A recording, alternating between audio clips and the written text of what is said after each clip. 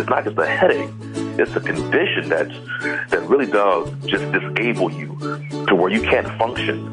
Besides the vomiting, besides the vision, besides the headache, you really can't get anything done. So that's what I've experienced, and that's what I share with people and let them know that. And then people start to open up and say, okay, all right, maybe, yeah, you're right. Okay, that does sound like it's tough. And I tell them, this is the thing I would not wish on my worst enemy, that they get a migraine headache. That's how tough it's been. Welcome to Migraine Again, helping you eat, breathe, survive, thrive, and engage better despite migraine.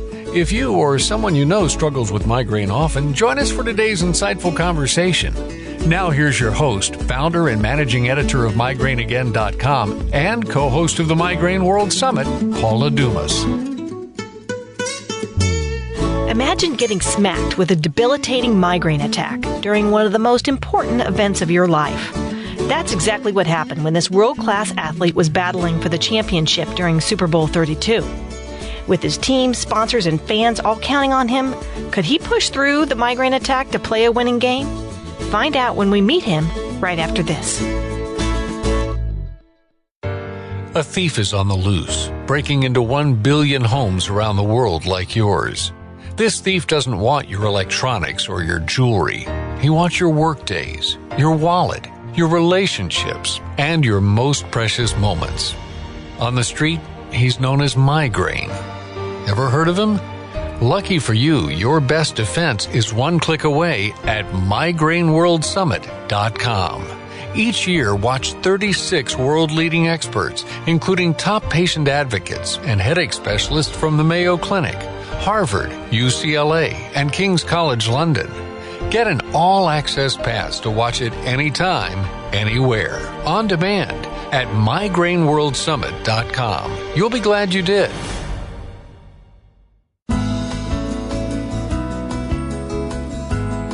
You're listening to Migraine Again. For show notes and resources from this episode, check out our program page on migraineagain.com. And now, once again, here's your host, Paula Dumas. NFL star running back, broadcast analyst, and entrepreneur Terrell Davis is the Denver Broncos' all-time leading rusher with more than 7,000 yards. He also happens to have migraine. Known as TD, his initials and an abbreviation for touchdown, Terrell played in 3 Pro Bowls and 2 Super Bowls. He was awarded the Super Bowl MVP, and just this year, Terrell was inducted into the NFL Hall of Fame. Terrell Davis succeeded as a world-class athlete despite his lifelong battle with migraine, on the field and off. Terrell, welcome to Migraine Again. Thank you, Paula. How you doing? Doing great. So you have a new gold jacket hanging in your closet. Congrats on being inducted into the NFL Hall of Fame this year. That is so awesome. Yeah, thank you. I appreciate it. It's been a real great and pleasure to be a Pro Football Hall of Famer and to have this honor really bestowed upon you. And you don't think about it as a kid growing up that you want to be a Hall of Famer. You just kind of play the game. You want to be as good as you can be. You want to win championships and, hopefully be successful doing that. And then, but being a Hall of Famer is something that you don't really think about until the game is over and people are asking you about it. And then life just goes on, and then you find yourself kind of being mentioned with some of the greats of all time. And then, one day, like it happened in February, where they announced that I was elected to the Pro Football Hall of Fame. And that's when it really hits you. It hits you like, man, this is real, and I can't believe that I'm in the company of players like Jim Brown, Franco Harris, Marshall Faulk, Eric Dickerson, Marcus Allen, to name just a few running backs in history. And so that's been a real good experience, and it's taken me some time to get used to it, but I'm enjoying it right now. Good. We'll relish the moment. In your Hall of Fame acceptance speech, you said you received your first test at age 9, your migraine attacks. Tell us the story of your first experience with migraine. Well, that day, I remember that day vividly. It was after practice.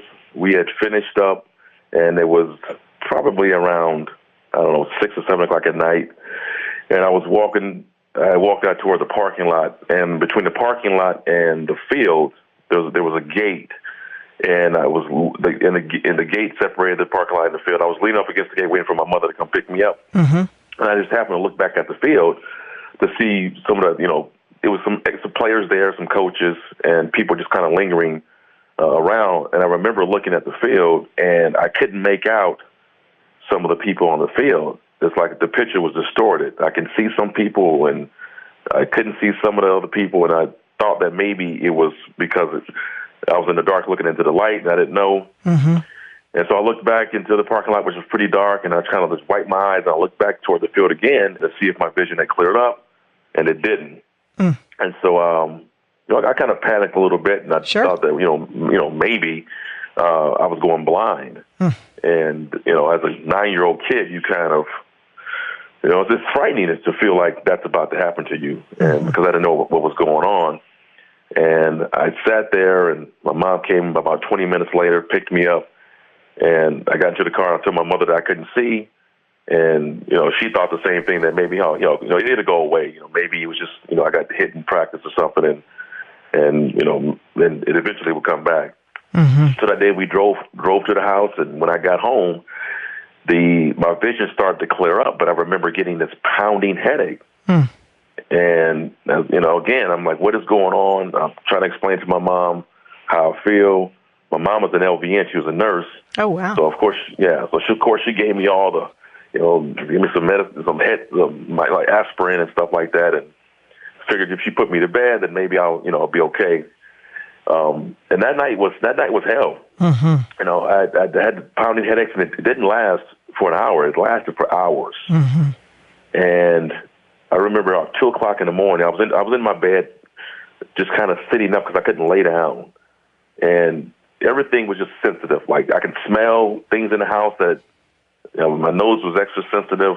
I could hear things, so my ears were extra sensitive to sound, and I really couldn't settle down. I couldn't get comfortable. And I just remember thinking to myself at the time, and I told people at this time that was the one time in my life that I felt like that I wanted to end my life because it was that painful. Wow. And I just couldn't explain to my mom how painful it was or what was going on. She was trying to comfort me, but she couldn't because she didn't know how long the pain would last. She didn't know what was happening. And I just remember just for hours upon hours that I just remember thinking that I didn't want to live, and it was just excruciating.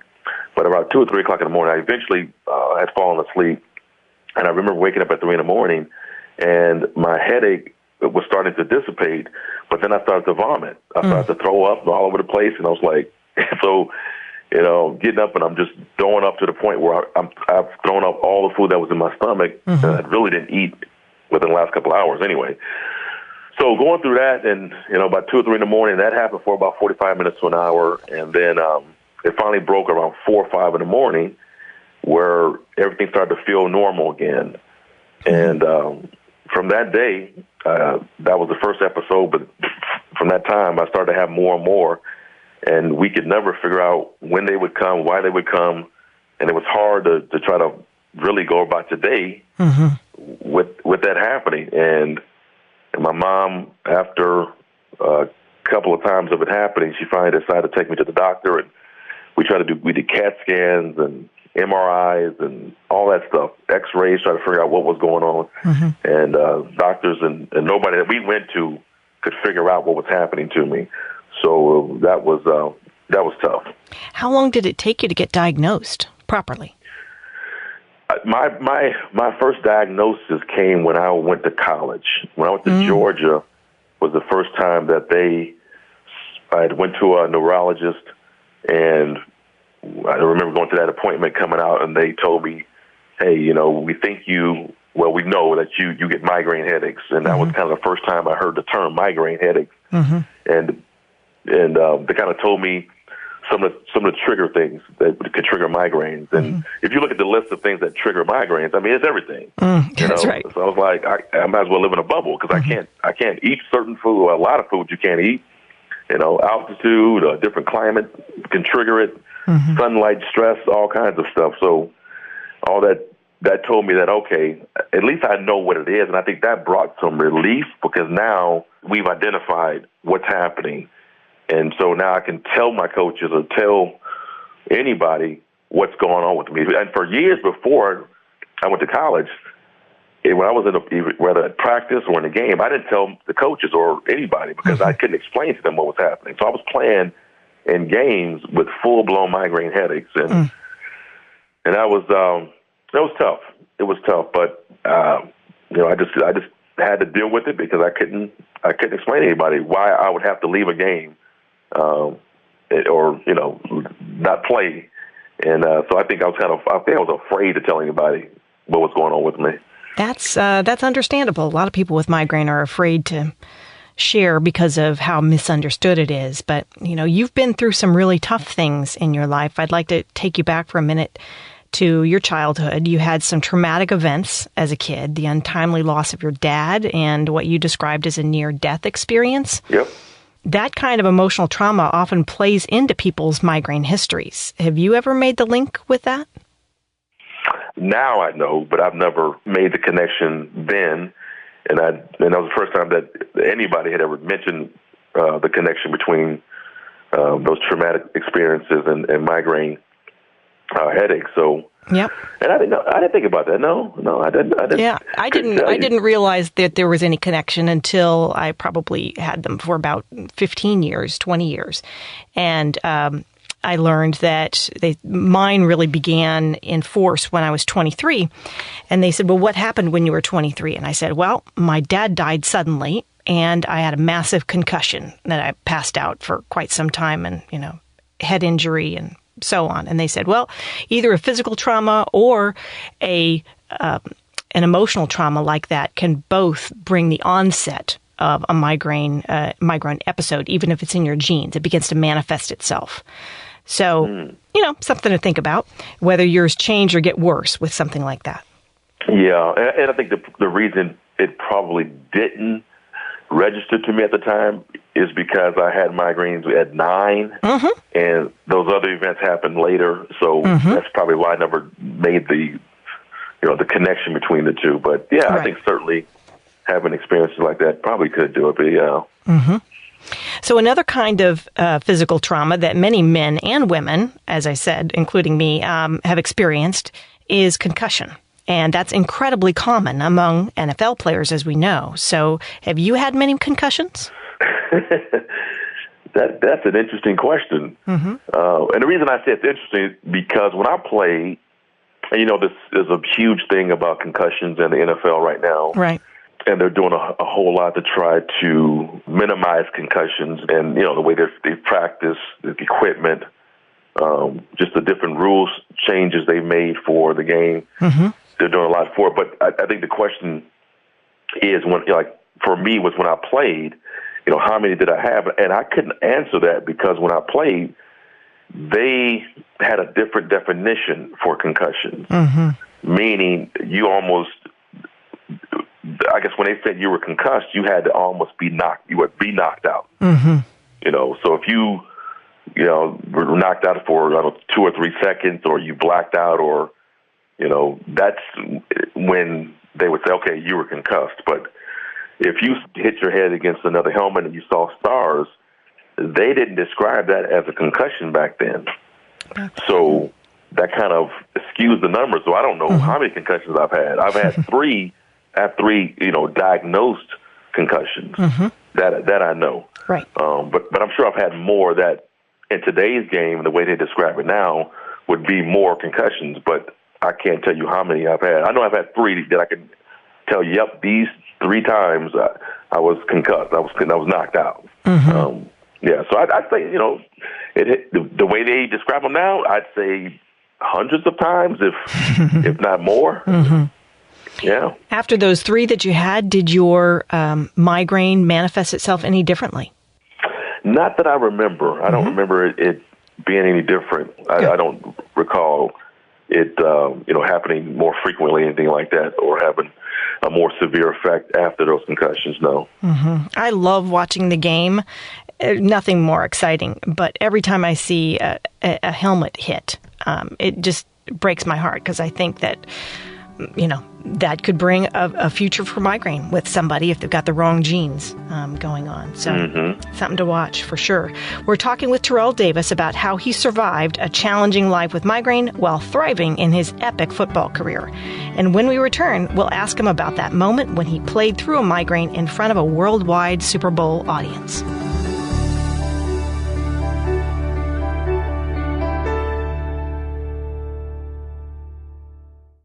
Feel like you've tried absolutely everything for your migraine attacks without getting relief? Don't be discouraged. There's hope one click away on the migraineworldsummit.com website. Each year, we present conversations with 36 world-leading experts discussing the latest migraine treatments. Board-certified headache specialists from the Mayo Clinic, Harvard Medical School, Stanford, UCLA, and King's College London, offering insights to help you make real progress. You can also get our exclusive migraine treatment directory of over 250 different migraine therapies that people just like you are using today. Get an all-access pass to watch it anytime, anywhere, on demand at migraineworldsummit.com. You'll be glad you did.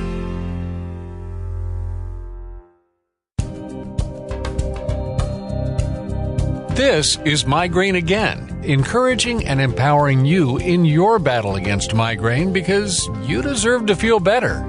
You can hear this conversation again or share it with someone who might like to hear it by going to migraineagain.com. And now, once again, here's Paula. We're back with NFL Hall of Famer Terrell Davis. Most of us with migraine have faked feeling well instead of explaining our pain. And that is especially tough to do when your job involves a demanding schedule, intense physical activity, and television cameras.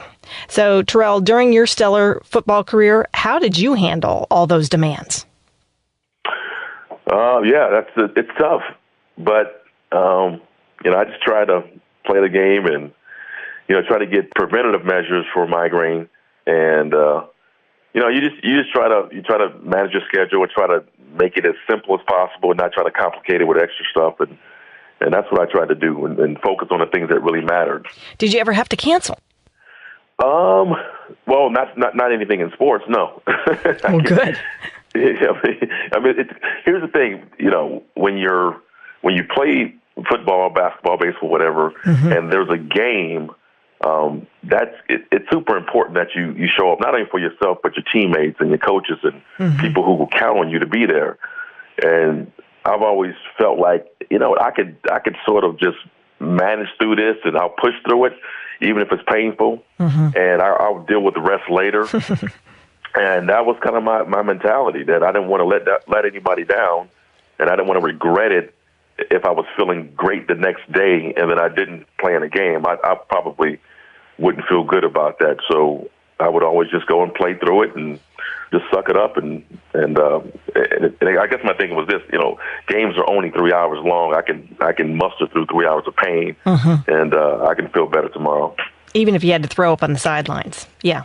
Oh, yeah, that happened plenty of times. Yes, that's happened. I mean, when I was in high school, I played from Pop Warner High School and my first couple of years in college with full-blown migraines in the middle of games. And so I knew I was capable of doing that. And I would just reflect back to those days and remember, hey, when you were a teenager, you played with zero help. At least now you have, some medication. You have something to help you to at least numb the headache and sort of shorten the cycle a little bit. And that was helpful. That's true.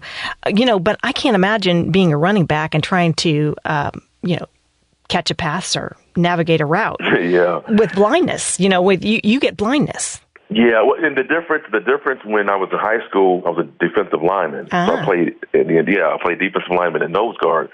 So I didn't have the ball a lot, and that was easier to play because I didn't have the ball, and all I had to do was just be out there, just kind of feel my way through. Well, when you're getting the ball and you have to see to make people miss, it's difficult. So that was a little different in the pros than it was in high school. But and that's why if it got to the point where I couldn't see and it was that bad, then yeah, obviously I would have to tell the coaches that I can't see and don't give me the ball. So you played in 2 Super Bowl championships and 3 Pro Bowls. Did the extra hype and pressure and excitement of those events affect your migraine? Well, I guess you would say the first one did. So the first Super Bowl, the Super Bowl 32. And yes, you talk about hype and all the stuff that comes along with it. It didn't affect me, I think, physiologically. I think it affected me because I forgot to take my medicine. So with all the hype, and normally what happens is I'll take this sort of it's kind of preventative before any time I exert myself. I was diagnosed with exertional migraine. And before any event, whether it's running or lifting weights or anything, I would take this medication. Well, Super Bowl 32 came, and normally I take it about an hour before I do anything with a meal. So Super Bowl 32, I'm so focused on the game and worried about my assignment and trying to hone in what I need to do that I forget to take my preventative medicine. So we get into the game, and I'm just excited about it, running around in the pregame, come off the field before we go, because you normally go out on the field, do a pregame routine, come back in, you wait, and then we start the game. Well, when we came back in from the pregame drills, I forgot. I was like, oh, man, I forgot to take my medicine. So then I tried to take it right before we went out to play, and it's too late. It hasn't had a chance to work its way into the system. And so chances of me getting a migraine were pretty high. And that was on my conscience going out there for the first quarter. And unfortunately for me, that quarter, I end up getting a blow to the head as well, in which that's a trigger. If I get a blow to the head like that, bam, it's going to set off the migraine. And so I had those two things happen. I didn't take my medicine, and I ended up getting a blow to my head in the first quarter. And I knew it was going to come. I was praying it wouldn't, but I knew it was going to come at that point. And then after that, about 10 minutes later, not even 10 minutes later, we were in the first quarter, and it was the end of the first quarter when that happened. I think 2 plays later, we reversed fields going to the second quarter, and I'm walking to the other side of the field. We're down on the goal line, and I go to the sideline. I see my head coach there, and my vision is starting to go at this point. So I know what's about to happen because it's always a cycle, the same cycle every time. Vision, goes out, and then you get the headaches, and then it starts to vomit. So I tell my head coach on the sideline, I say, hey, I just want to let you know that I can't see. Minor problem, yeah. Yeah. And so he tells me, he's like, hey, it doesn't matter if you can see or not, but we need you in the game right now because if you're not in there, they won't believe we're going to run the ball. And so without hesitation, I was like, okay, just as long as you know, don't give me the ball. I walk down to the goal line, and the play I don't know if it's a famous play, but it's the play that people, they show is when John Elway he fakes the ball to me, he rolls out, and he runs it into the end zone. But we needed that score, and so after that play, that was my last play of the first half. I don't play again. I go back to the sideline, and then I sit on the bench, and then I go into the locker room for the entire second quarter and the entire halftime. And that gives me time for the headache to sort of, the medicine to work, the vision to clear up, and then, to get me back into the game. And but I remember thinking, walking off that field, like, this is just the wrong time. Like, God, please. Like, it's just wrong time. Like, it's just it. Like, tomorrow's fine. Later today, I'm fine, but just not right now. And I felt like I was letting a lot of people down, even though I had no control over that. Right. I just felt like I was letting my teammates down, my family down, my friends, the fans, everybody. Your coach knew. Did Elway know? Did he know before the game, or did he know during that I get migraines? No. Did he know during the game what you were dealing with? He didn't know. He didn't know until he knew I was out of the game. But he didn't know until halftime that I was dealing with migraine headaches. Yeah. Well, I'm sure if the millions of people with migraine knew what you were dealing with that day, they would have stood up in front of their TVs and given you a mile-high salute. Well, I appreciate that. And I think here's the great thing about it happening. So that platform, the biggest game of the year, millions of people watching, the amount of people who I've spoken to after that who said, thank you for your story. And having the courage to go play and then really getting it out because people didn't know much about migraine. And, you have people who go to work every day and they deal with this debilitating condition, and their bosses are like, maybe there's no empathy because they don't understand how you're dealing with that. And so I was able to at least shed some light on it and bring it out for kids who felt like, man, thank you for letting people know how tough it is to have this. And now people are more sensitive to their needs and sensitive to their condition. And it's not like, okay, suck it up and get back in here and just continue on with your job. So it served a purpose, which I'm thankful for. And now we're bringing light to it, and a lot of people are fighting this thing, and we're getting more answers for people who didn't know what they were dealing with. That's right. And it does serve a huge purpose. It just provides incredible inspiration and encouragement and empowerment to all of us who go to our jobs and try to do them when we feel terrible. We're not trying to play in the Super Bowl. We're just trying to give a presentation today or finish our work or serve a customer. And that's incredibly hard to do when you're dealing with debilitating pain. That is so true. And like you said, I think people want to know that they're not alone. Right. They're not dealing with this thing alone. And I everywhere I go, I'm constantly, it's daily that I'm having conversations with people who deal with it. And again, they're just so happy that they have somebody to share their experiences with who really understand what they're going through. Mm-hmm. So you mentioned before people who don't really understand. There's a huge stigma that migraine is just a bad headache and that we should be able to deal with it and keep working. How have you seen that stigma play out in the NFL? Yeah, it's one of those things where people say, yeah, man, I had I had a migraine last night. And I'll say, okay, like you had a migraine? Yeah, I took some aspirin and then went away. But I was like, okay. I said, make sure you understand a migraine is not necessarily a headache. It's a condition. Like it's you may have had a headache, but I'm not sure if you really had a migraine. Mm-hmm. And so some people might try to downplay it and say, oh, I had a migraine. It wasn't that tough. I'm like, okay, I don't know if that's the case then. Right. If you had a migraine, trust me, it would not be one where you can just, pop in an Advil and you're good, in 5 minutes. Mm-hmm. I doubt that's the case. Mm-hmm. I said, yeah, it's one that it affects your, so for example, I remember as a kid where I was trying to put my coat on a hanger during a migraine, and I just could not. Mentally, I couldn't. I knew that you just grab a hanger, you put the coat on, you can put it on the rack. I couldn't do it, so my motor skills were affected. I could not do it. That's how bad it was, and I just could not. And then little things that certain words you look at, like the word "the," just it didn't make sense to me when I was trying to when I'm looking at it. So it affects more than just. It's not just a headache. It's a condition that really it really does just disable you to where you can't function. Besides the vomiting, besides the vision, besides the headache, you really can't get anything done for a lot of people. So yeah, that's what I've experienced, and that's what I share with people and let them know that it's really kind of a spectrum disease, kind of in my opinion, where you got one over here and you got 10, 12 on the other side of the spectrum, where those things, and these are kind of the things that happen when you enter that side.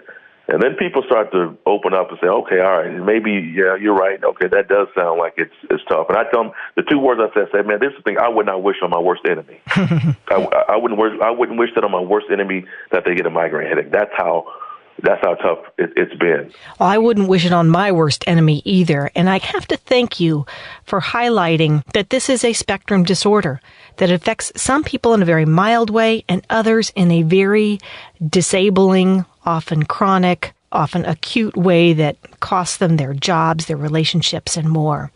And so that's part of the misunderstanding here. One thing that complicates that is our choice of work that we do. And you chose a line of work in football, or maybe it chose you, that involved a lot of physical activity. You ran for a living. So how does exercise affect your migraine? Help or hurt? It's weird, but yeah, my job was to run around, and every time I would work out, I'd be afraid because I was diagnosed with exertional migraine. And so that means anytime I exert myself, if I run, if I go out there and just get the body worked up, the chances of me getting a migraine increase.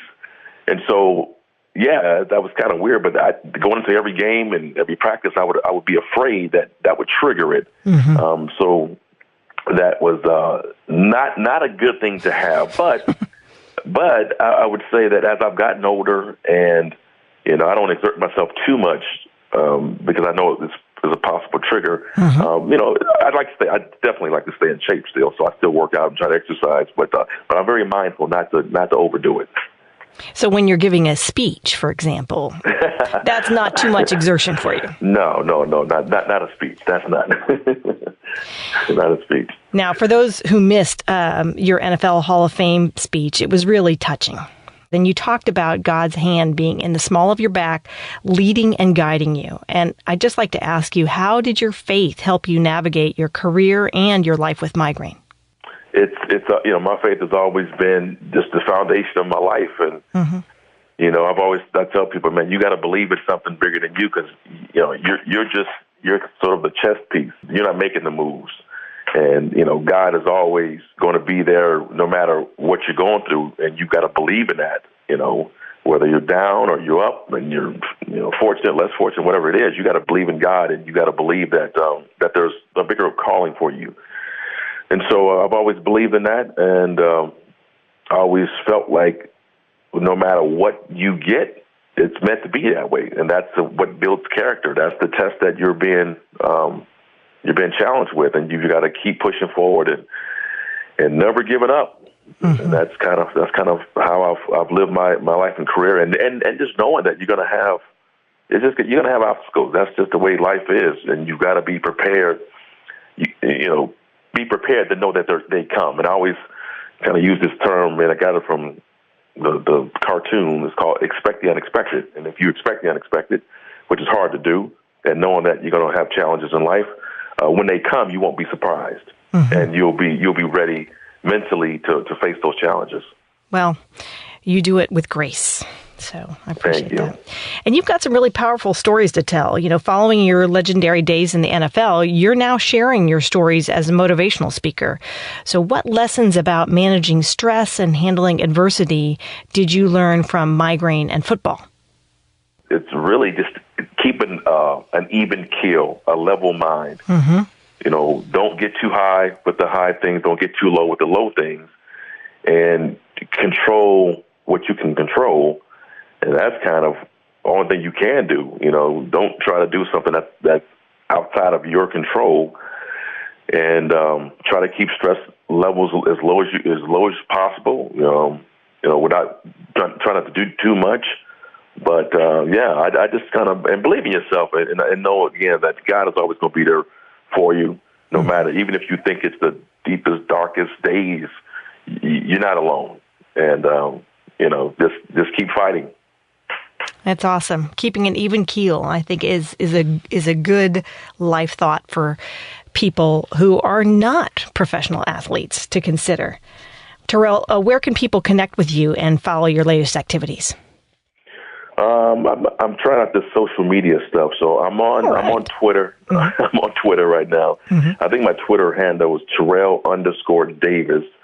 I'm also on Instagram, and that is the real Terrell Davis. And we're working on changing all of them to be just one handle, so that they're not all different. So we're working on that, and then you can also go to TerrellDavis.com, which is my website. So we have a few ways you can get in touch, and we're cleaning things up to make it a little bit more easier and accessible for people to contact us, and so we can really engage and be able to offer some help and assistance to people who need it.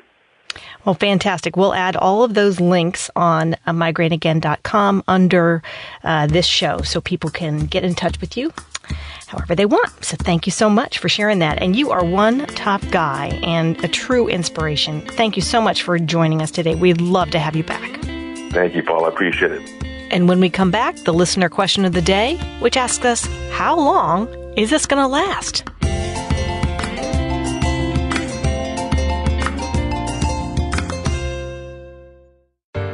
A thief is on the loose, breaking into 1 billion homes around the world like yours. This thief doesn't want your electronics or your jewelry. He wants your work days, your wallet, your relationships, and your most precious moments. On the street, he's known as Migraine. Ever heard of him? Lucky for you, your best defense is one click away at migraineworldsummit.com. Each year, watch 36 world-leading experts, including top patient advocates and headache specialists from the Mayo Clinic, Harvard, UCLA, and King's College London. Get an all-access pass to watch it anytime, anywhere, on demand at migraineworldsummit.com. You'll be glad you did. Hi, this is Migraine Again's producer, Rich Rosell, and we'd like to hear from you. If you have a question or a story, perhaps we can feature it on an upcoming program. Just connect with us at migraineagain.com/question. And Paula, our listener question of the day actually comes from one of our Migraine Again guests, Paula Kamen, who wants to know, will I ever outgrow these attacks? They seem to get worse as I get older. Now, this, of course, is from a female guest, and she says that perimenopause seems to be making things worse. That's a great question, and it's not her imagination.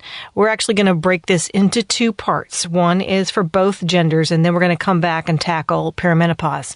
So the peak of migraine is typically at about age 41, when you have the most disabling and frequent attacks. It tends to follow the most productive years of our lives, going up between 25 and 55. And a lot of children have migraine, but relatively few compared to the number of adults. And a lot of seniors have migraines, but relatively few compared to the number of middle-aged adults.